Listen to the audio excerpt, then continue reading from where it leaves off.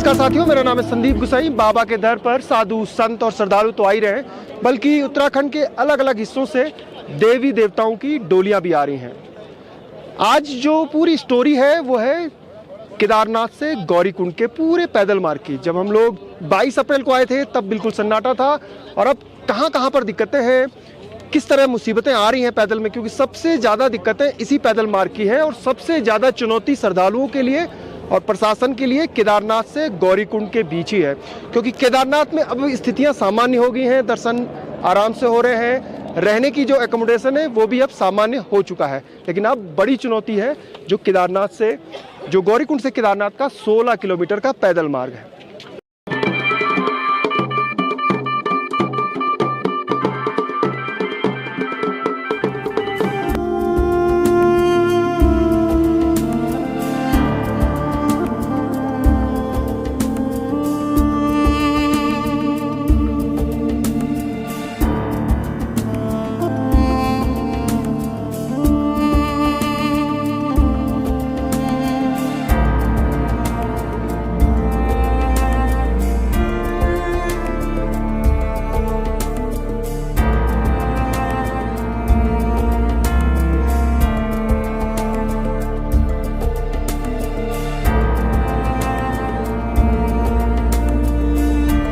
पिछले करीब 25 दिन से मैं यहाँ हूँ। मैंने बहुत छोटे छोटे बच्चे देखे, 1 महीने से लेके 6 महीने 1 साल तक। बार बार मन करता था कि उनसे पूछूं कि आप क्यों इतना रिस्क ले रहे हैं। क्या नाम है आपका? सीमा। सीमा जी कितने साल का है? 2.5 साल। इतने छोटे बच्चों को लेके आ रहे हैं? नहीं, गलत है वैसे तो, बहुत ठंडा है। जग रहा है, पता नहीं था हमें, गलती है हमारी इसमें छोटे बच्चे को। मैं सबसे अपील करता हूँ कि आप बिल्कुल प्लीज करके छोटे बच्चों को नहीं लाना। यात्रा केदारनाथ यात्रा मसूरी नैनीताल की तरह नहीं है, कहीं नहीं जा रहा। एक धार्मिक यात्रा है। क्यों आप मानते हैं? बीमार हो गया बच्चा, बुखार आ गया, बुखार आ रखा है। हाँ, हल्का सा बुखार हो, मतलब जैसे कि अब देखिए आपका सारी केयर अब इसी पे जाएगी। इसी पे है, गलत है, नहीं लाना चाहिए। आप लोगों से सीमा जी भी, खैर उन्होंने भी गलती कर दी, बच्चा बीमार है, यहाँ पर बैठे हुए हैं। अभी आप लोग मंदिर के दर्शन करके नीचे घोड़े पे लेके जाएंगे, घोड़े पे लेके जाएंगे। तो आप लोगों से अपील है, रिक्वेस्ट भी है कि प्लीज आप लोग छोटे बच्चों को न लाएं। कम से कम 10 साल के नीचे, 10 साल से ऊपर तो चल भी सकते हैं, वो अपने आप अपना केयर भी रख सकते हैं, पैदल चल सकते हैं, लेकिन उससे नीचे सारी केयर आपको बच्चे को देनी पड़ती है। देखिए खुद बीमार है, वो नीचे जा रहे हैं। कल बहुत भयंकर बारिश हुई थी, आपको पता ही होगा। डैडी ने बहुत हिम्मत करी है, पीठ पे लेके। हाँ, करना ही पड़ेगा आप जितने छोटे बच्चे को लेके आए।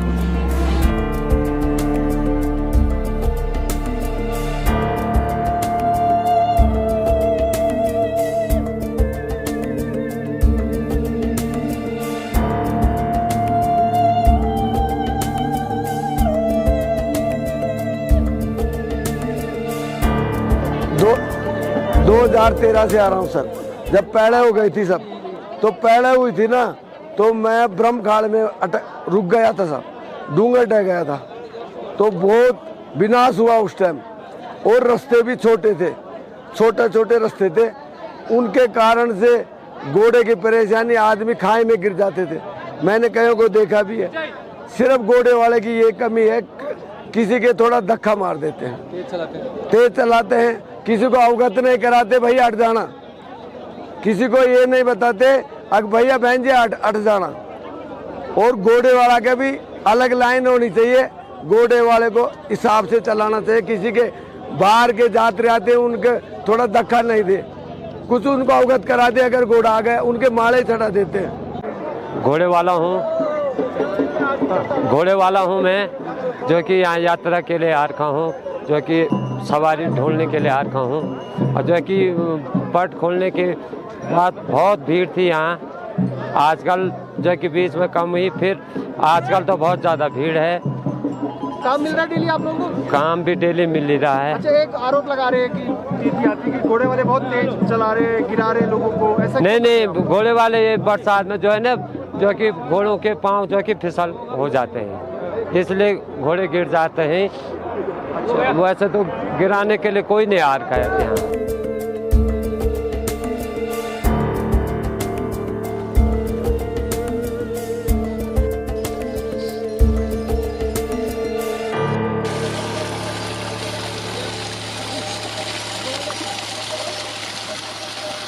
दरअसल केदारनाथ के पूरे ट्रैकिंग रूट पर जो 16 किलोमीटर का है उसमें गंदगी का अंबार है। अब कहने को तो हर 200-300 मीटर पर जो सुलभ इंटरनेशनल कर्मचारी हैं वो मिल जाते हैं, लेकिन इस गंदगी में सभी का हाथ है, हमारा है यानी जो श्रद्धालु हैं, लोकल लोग हैं और सरकार का। और गंदगी इस मात्रा में बढ़ रही है, इसको लेकर हम लगातार आप सभी से चेता रहे हैं। तो मैं तो अपनी जो जिम्मेदारी है वो निभा रहा हूँ, आप कब निभाएंगे अपनी जिम्मेदारी? अगर आप 2-3 दिनों के लिए आ रहे हैं या 1 दिन के लिए भी आ रहे हैं तो कम से कम अगर आप सफाई नहीं कर सकते तो जो खाने पीने की चीज़ें हैं वो डस्टबिन में तो डाल ही सकते हैं, और अगर डस्टबिन नहीं मिल रहा है तो अपने बैग में रख के नीचे ले जाइए।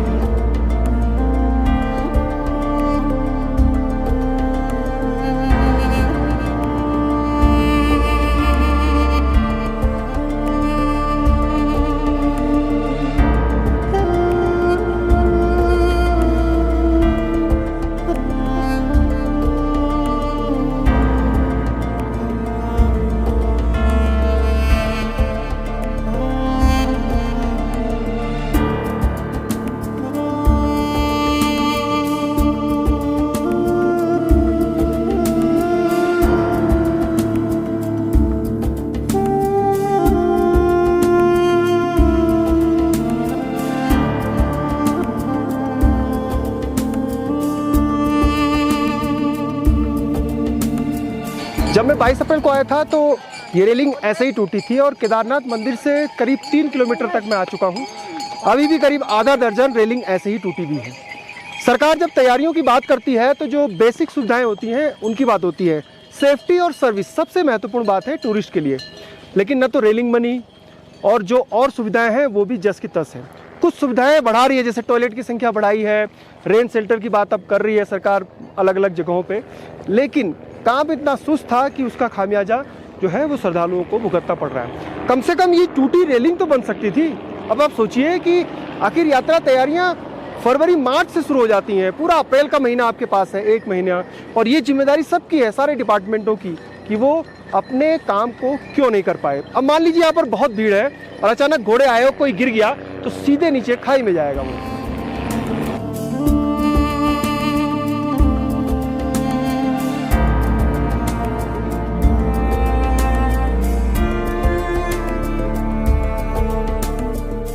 माता जी क्या नाम है आपका? हमारा नाम राधा बाई। आप लोग पैदल जा रहे हैं? पैदल जा रहे हैं नीचे से ऊपर, कटने लगी, कट नहीं सकते। लेकिन मैं देख रहा हूँ कि जवान लोग तो घोड़े कचरों में, हाँ अरे कचरों में घोड़ा मार रहे हैं और हम नहीं आए। यात्रा कैसी होनी चाहिए? रात्रि अच्छी यात्रा हुई हमारी, बहुत अच्छी। पैदल भी अच्छी होनी चाहिए, पैदल ही होनी चाहिए यात्रा बाबा की, पैदल ही होनी चाहिए। लेकिन जो लोग जा रहे देखिए हाँ जवान जा रहे हैं, अब क्या करें? अब अपने तो पैदल ही घर से हम ऐसे आया कि एक पैकेज जाएंगे, पैदल जाएंगे हम तो ऐसे करके ही। हम तो 60 लोग के, पर उनमें से भी बैठा है घोड़े पे, हम नहीं बैठे। हम तो हमारे दावना करके आए, हम तो दावना करके जाए कि वहाँ पे पैदल ही जाना है।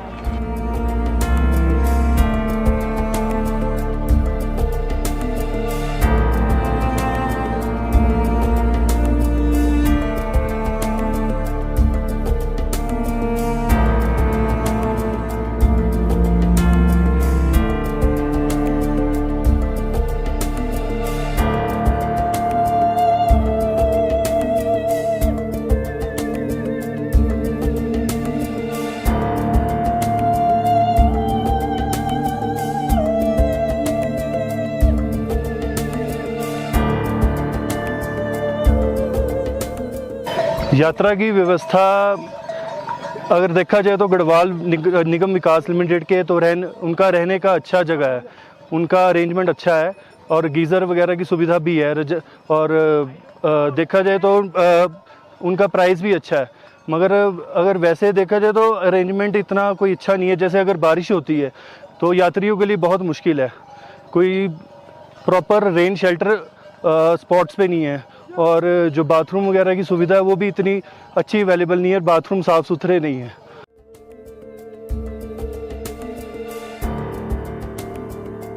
हम पैदल चलते हैं तो घोड़े पे बैठने का हमका इरादा नहीं करना। भगवान को मिलना है तो पैदल मिलना है, घोड़े पे जाके तो कोई मिलेगा, घोड़े पे जाके क्या फायदा? डर तो इसलिए नहीं डर कोई नहीं। पैदल जा रहे हैं आप? नहीं।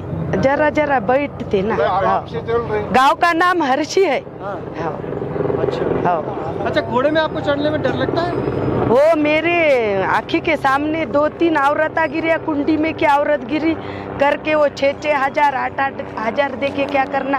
घोड़े भी अपने साथ च रहते, कुंडी वाले अपने साथ रहते करके हमने भोले जी का नाम लिया और चलते रहे रात 8:30 बजे तक।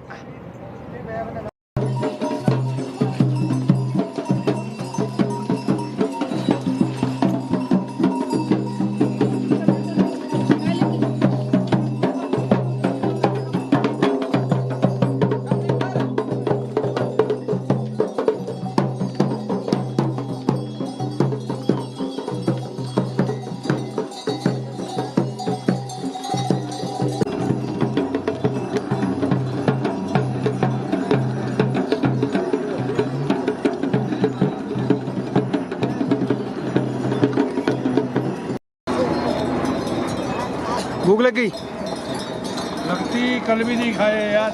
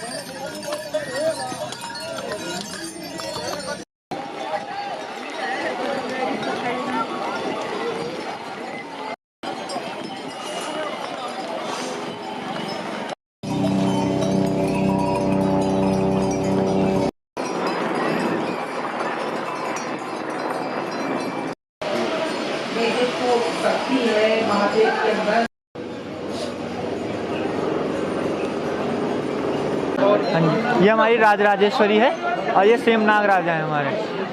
और हम देहरादून से आए केदारनाथ और इसके बाद त्रिजुगी जाएंगे, फिर काली मठ जाएंगे और फिर हम बद्री विशाल जाएंगे। पहली बार आ रही है माता? हाँ जी, केदारनाथ पहली बार आए हैं। हाँ जी।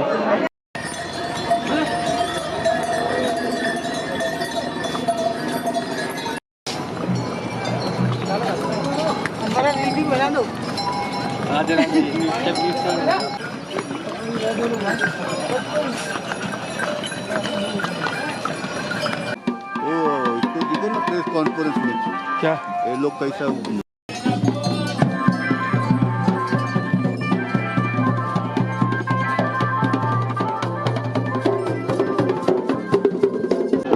यात्रा ठीक ही चल रही है, लगभग उतना ज़्यादा भी नहीं है कम भी नहीं, लेकिन लिमिट ठीक है। एक तो मौसम की गड़बड़ी है इधर, तो ठीक ही चल रहा है। आपकी आमदनी कितनी हो पा रही है? आमदनी यही हो रहा है अभी तो, जैसे मेरे तो नींबू पानी और खीरा रहते हैं, इसमें हो जाता है 1200-1500। कभी अगर ठीक ठाक नींबू पानी पी गया 1700-1800 रुपया लगभग डेली में हो जाता है।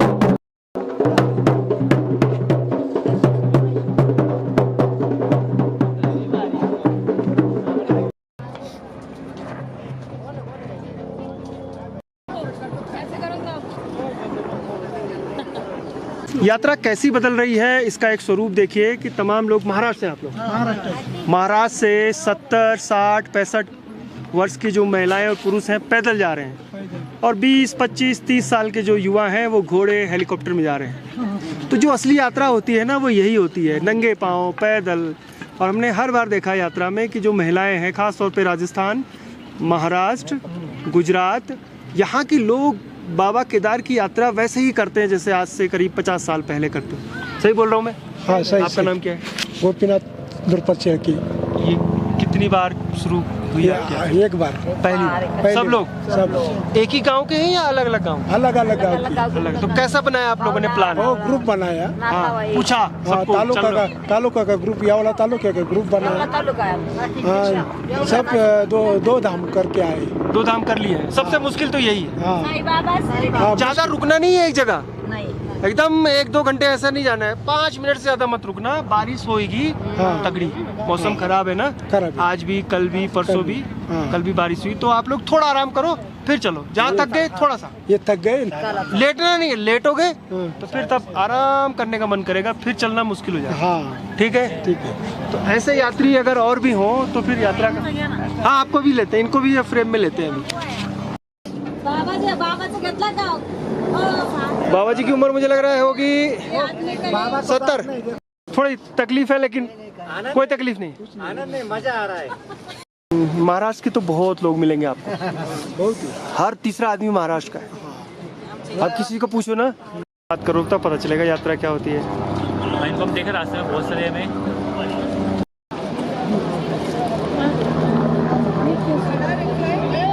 वाह, बोतल भी अच्छी बांध रखी है आपने।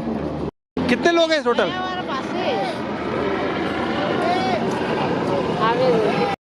कितना मांग रहे हैं माता जी? ये गिरा 2000 यहाँ से?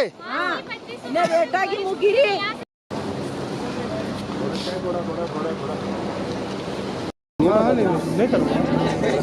नहीं करूँगा। पैदल ही चल रहे हैं बाबू जी? उम्र कितनी है आपकी?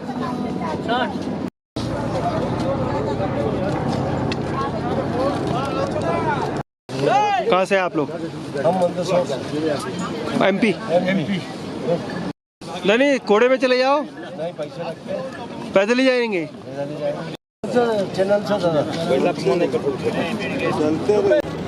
रास्ते में आपको क्या दिक्कतें आई? सबसे ज्यादा परेशानी? ये घोड़े वालों की बहुत परेशानी। कैसे परेशानी हो रही? चलने में दिक्कत? चलने नहीं देते। आवक जाओ इसी की रहती है परेशानी। आम राहगीर को तो चलने नहीं देते हैं यार, बहुत परेशान करते हैं। आप उनको बोलते हो तो क्या करते हो? बोलते हो तो डांटते हैं साले। बोले मत, नीचे भी दिक्कत हुई होगी। हाँ। कितने लोग हैं आप? हम 70 लोग हैं। आप घोड़े में, खच्चर में, और वैसे क्यों नहीं जा रहे? पैदल क्यों जा रहे? पैदल खच्चर क्या भरोसा थोड़ी, बहुत से गिर गए खच्चर, बहुत से गिर रहे। हाँ, ऐसे कमजोर। चलो अपना भगवान के दर्शन करना। पैदल चलो। हाँ।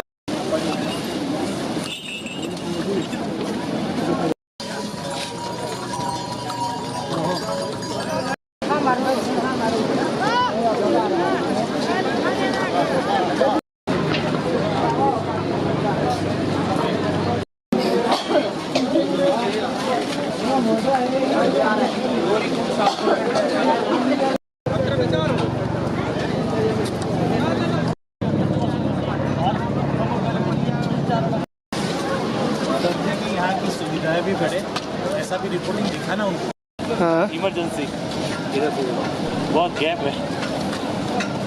रामबाड़ा के पास ये 2 पुल हैं और व्यावहारिक दिक्कतें बताऊं तो इन दोनों पुलों में जो PWD है उसने दोनों तरफ बोर्ड लगा दिए हैं कि 10 से ज़्यादा आदमी एक समय नहीं चल सकते। अब क्या करें हम?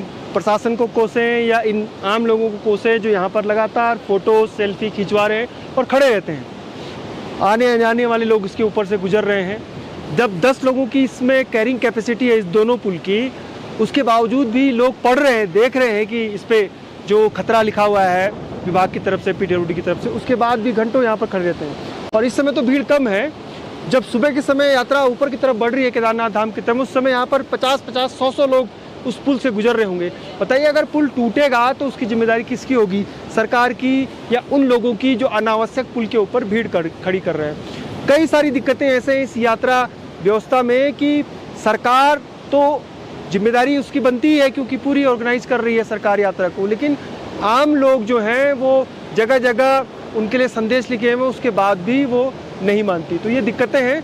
श्रद्धालुओं को भी समझना चाहिए कि वो नैनीताल, मसूरी, शिमला इन पर्यटक स्थलों में नहीं जा रहे हैं, बल्कि श्री केदारनाथ धाम की यात्रा पर जा रहे हैं, जो एक बहुत पवित्र और बहुत कठिन यात्रा है। मैंने कई लोगों से बात की, यात्रियों से, सालों से MP, राजस्थान, कर्नाटक, उत्तर प्रदेश इनके गांव से लोग सालों से इस यात्रा की तैयारी कर रहे थे कि कब बाबा श्री केदारनाथ यात्रा के धाम में जाने का मौका मिलेगा, लेकिन हम लोग हैं कि सुधर ही नहीं रहे हैं। यात्रा देख के बहुत ज़्यादा आनंद आ रहा है, क्योंकि राजस्थान, मध्य प्रदेश, महाराष्ट्र, गुजरात, यहाँ के जो ग्रामीण इलाके के लोग हैं ना, वो निकलने शुरू हो गए हैं यात्रा में। शुरुआत में तो चकाचौंध थी, जो केवल यूथ जिसको क्रेज़ है केदारनाथ धाम का, लेकिन अब देखिए जो लोग आ रहे हैं पीछे से, या ये लोग जो जा रहे हैं मेरे आगे से, ये तमाम लोग जो हैं वो ग्रामीण इलाकों से हैं और काश्तकार हैं, खेती हैं। लंबे समय से वो केदारनाथ धाम की यात्रा की प्लानिंग करते रहते हैं और आते रहते हैं। तो यात्रा में अब जो चारधाम यात्रा का केदारनाथ वाला क्षेत्र है वो अब परवान चढ़ रहा है। ग्रामीण क्षेत्रों से लोग निकल कर आ रहे हैं। शुरुआत में हमने देखा कि दिल्ली से या फिर जो महानगर है वहाँ से लोग बड़ी संख्या में आए, लेकिन अब पूरा महाराष्ट्र, मध्य प्रदेश, गुजरात, इनकी संख्या सबसे ज़्यादा है और पूरे बड़े ग्रुप के ग्रुप अब केदारनाथ धाम में आ रहे हैं। गौरीकुंड से जैसे ही यात्रा आगे बढ़ती है तो भीमबली के पास एक नया पुल है, जिससे यात्री जो हैं दूसरी पहाड़ पर चले जाते हैं। दरअसल जब 2013 की आपदा आई थी तो जो पुराना पैदल मार्ग था भीमबली के बाद वो पूरा बदल दिया गया। अब भीमबली और रामबाड़ा में 3 पुल हैं। 2 पुल तो ठीक रामबाड़ा में बनाए गए हैं, जिसमें यात्रियों को आने जाने के लिए कहा जा रहा है, और जो नया पुल बड़ा है उसमें घोड़े खच्चरों को भेजा जा रहा है। वहाँ पर सुबह के समय ज़बरदस्त तरीके से जाम लगता है और यात्री 2-2 घंटे उसी जगह पर उस बॉटल नेक में फंस जाते हैं। सुबह 3-4 बजे जब गौरीकुंड से निकलते हैं यात्री तो उस जगह पर। इसका विकल्प अभी तक सरकार ने नहीं निकाल पाया, क्योंकि स्मूथली जो यात्रा है वो चलनी चाहिए, लेकिन जो नया पुल है वहाँ पर यात्री घोड़े खच्चरों की ऐसी भीड़ होती है कि वहाँ पर जाम लग ही जा रहा है डेली।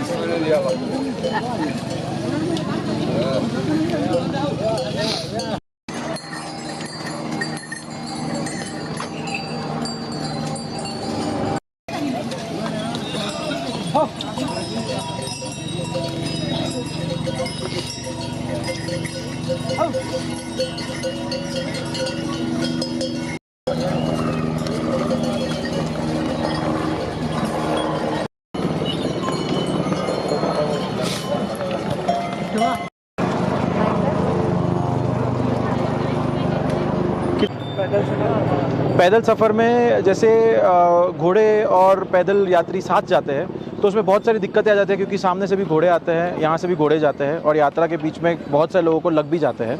ऐसा हो सकता है कि शायद कोई टाइमिंग्स कर दे। अगर टाइमिंग्स नहीं हो सकते तो बेटर है कि थोड़ा सा रास्ते को कुछ ट्राई करें कि यात्रियों के चलने के लिए थोड़ी सी समाधान हो जाए, तो इतना प्रॉब्लम ना आए लोगों को।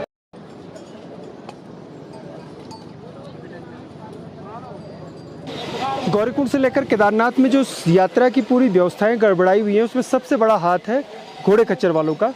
और कई जगह श्रद्धालुओं की और घोड़े खच्चरों की तीखी नोकझोंक हो रही है, बहस हो रही है, क्योंकि वो एक लाइन की जगह 4-4 लाइन बना दे रहे हैं जाने वालों की।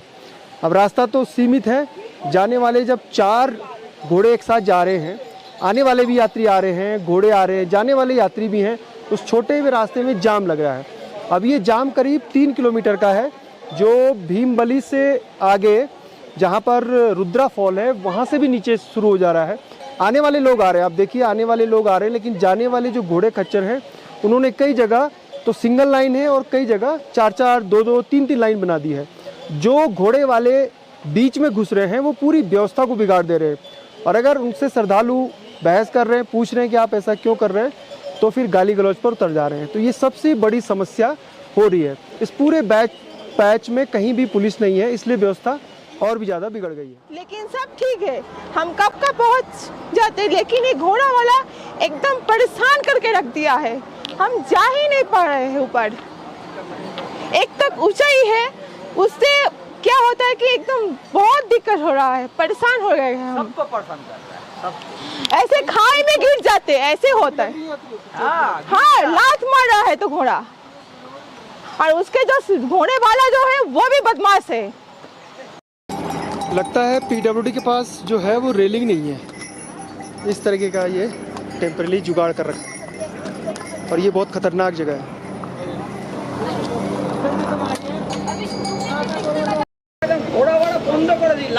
यहाँ से आना है। आना। व्यवस्था कैसे बिगड़ रही है उसका उदाहरण ये देखिए। यहाँ से तो एक लाइन है और ये कुछ घोड़े वाले यहाँ से ये दूसरी लाइन शुरू कर दी इन्होंने। और अगर कुछ पूछा जाए तो वो बिल्कुल ऐंठ के जवाब दे रहे हैं कि हम तो ऐसे ही करेंगे। ऐसे ही करोगे? लाइन क्यों बिगाड़ी तुमने? तुम्हारे पीछे तो सिंगल लाइन है, तुम्हारे पीछे सिंगल लाइन है, देख लो लाइन लग रखी है। सबको पूछ रहा हूँ मैं, तुम्हारे पीछे तो सिंगल लाइन है, तुम्हारे पीछे तो सिंगल लाइन है, देखो देख लो। थोड़ी ना वो आगे। जब यात्रा शुरू हुई थी तो सभी को मालूम था कि इस बार यात्रा बहुत अच्छी जाएगी, इसलिए जो सरकार की तरफ से दुकानें आवंटित थी उसके अलावा बड़ी संख्या में जगह जगह दुकानें आवंटित की, लोगों ने दुकानें खोल दी। अब समस्या ये आ रही है कि जो भी दुकानें हैं उसके आसपास बहुत बड़ी संख्या में गंदगी है। जिम्मेदारी किसकी है? सबसे पहले उसी दुकानदार की है जिसकी दुकान है। अब सरकार बहुत जल्दी कड़ा संज्ञान लेने जा रही है क्योंकि गंदगी पूरे मार्ग में इतनी ज़्यादा है, न तो टूरिस्ट यात्री समझ रहे हैं और न ही स्थानीय दुकानदार।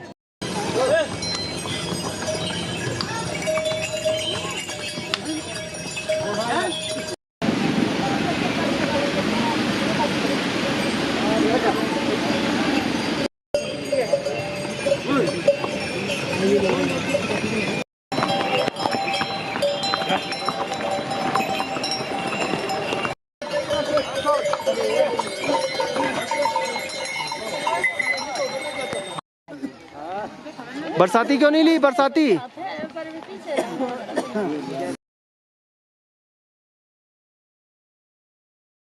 पूरे केदारनाथ मार्ग में कई सारे होटल हैं जो वैध हैं और कई अवैध हैं। बीच में खबरें आई कि जो यात्री हैं उनसे ज़्यादा पैसा वसूला जा रहा है, तो सरकार ने हर जगह एक रेट लिस्ट लगा दी है। अब इस दुकान में रेट लिस्ट है, देखिए यहाँ पे रेट लिस्ट में सारा सामान है। चाय है 20 रुपए की, दूध है 40 रुपए का, कॉफ़ी है 40 रुपए की, पराठे 50 रुपए के हैं। इसके अलावा सारा जो भी सामान यहाँ पर बिकता है वो पूरा यहाँ पर है। अगर आपको लगता है कि आपको यात्री जो है दुकानदार वो लूट रहे हैं या ज़्यादा पैसे ले रहे हैं तो आप उनकी शिकायत कर सकते हैं। और ज़बरदस्ती शिकायत मत करिए क्योंकि यह सामान बहुत महंगे से आता है। यहाँ तक पहुँचना, सिलेंडर, घोड़े, सामान में सारा सामान आता है। सरकार ने भी एक रेट तय कर दिया है जो सारी दुकानों में लगे हुए हैं।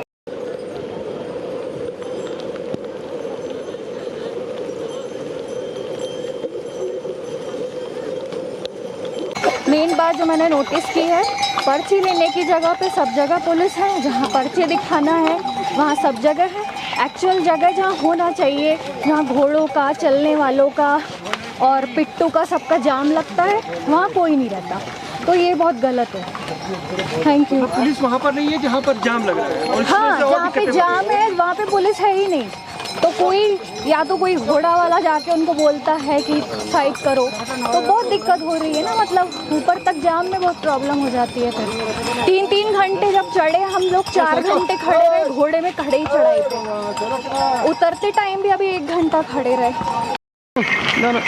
दरअसल जो महिला कह रही थी कि जो मैनेजमेंट है वो किस तरह गड़बड़ाया हुआ है, जहाँ पर पुलिस होनी चाहिए वहाँ पर है नहीं और जहाँ पर ज़रूरत ही नहीं वहाँ पर पुलिस वाले मिल जाते हैं।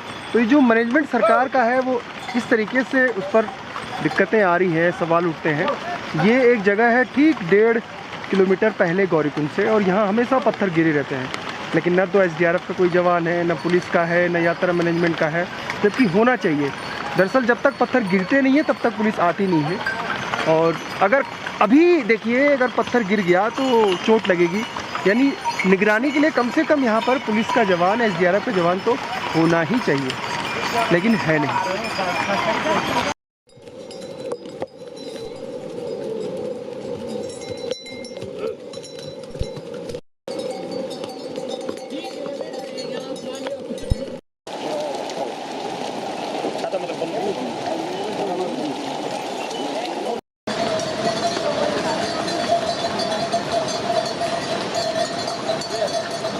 केदारनाथ से गौरीकुंड का जो पैदल सफ़र है उसमें अभी भी कई दुश्वारियां हैं। जगह जगह रेलिंग टूटी हुई है, यात्रियों को दिक्कतें तो हो रही हैं। सफाई व्यवस्था भी एक बड़ी चुनौती है प्रशासन के सामने। टॉयलेट जो है वो कई जगह गंदे हैं, ख़राब हैं, क्योंकि ये यात्रा का पीक सीजन है जो इस समय चल रही है। अगर दुकानदार नहीं मान रहे तो सरकार को सख्त एक्शन लेना चाहिए, क्योंकि जहाँ जहाँ दुकानें हमने देखी वहाँ पर गंदगी का अंबार लगा हुआ था, खास तौर पे प्लास्टिक कचरा। और सबसे महत्वपूर्ण और अंत में कि अगर हमारा व्यवहार सही रहेगा तो यात्री भले ही कई दिक्कतें उनको आए, वो खुशी खुशी जाएंगे यहाँ से सुखद अनुभूतियों को लेकर। फिलहाल संदीप गुसाई को इजाज़त दीजिए। ये जो पूरी सीरीज है आगे भी चलती रहेगी। अभी हम आपको सोनप्रयाग और गौरीकुंड की रात की जो दुश्वारियाँ हैं, जो तकलीफ़ें हैं, वो बताएंगे। जय नंदा, जय हिमाल।